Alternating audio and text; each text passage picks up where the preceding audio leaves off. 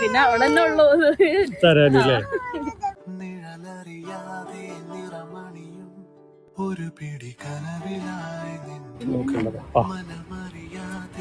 ഇന്നെന്തേലും special day ആണോ?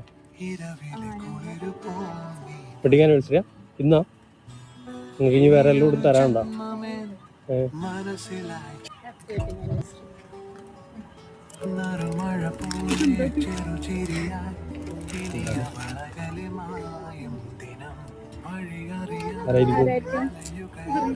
അറിയില്ലേ? Wedding anniversary ഒക്കെ ആയിട്ട് ഗിഫ്റ്റ് തരാന്